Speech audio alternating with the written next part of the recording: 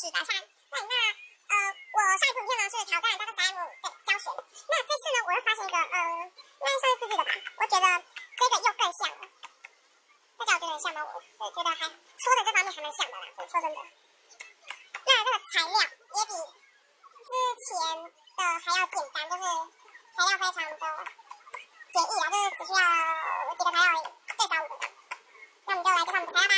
水、护发素、白胶、龙虾水、容器、搅拌棒。拿出容器，将胶水加入我们的容器里面。加入的胶水量呢，就是你想要出来的那个分量。看是想要做多少哦。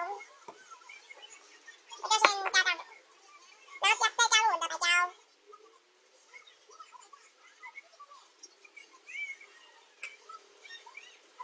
白胶就是要少于胶水。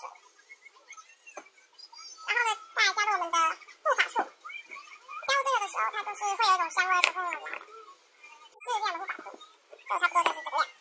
再加入我们的水，水的量呢，就是你加了越多的水，它的那个软度跟水度就会更软更水。如果你加一点点的话，它就不会那么水，然后就会硬一点点这样。就这样子。我每次都没这样子，我就都这样子，只有加一点点而已。然后做搅拌动作。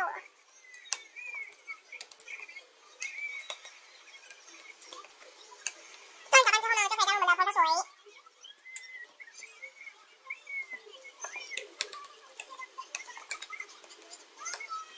如果还会粘水的话，再加一点点黄色水就可以了。OK， 那我们现在就是要把它染成这个颜色，薄荷绿的颜色，就这个。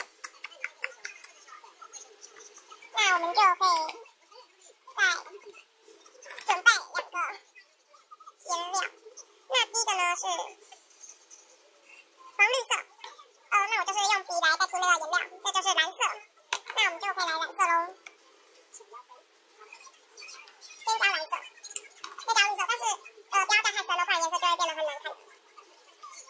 我都只加点，那可能我们开始混色啦。那染好的颜色就会像这样子，超漂亮的。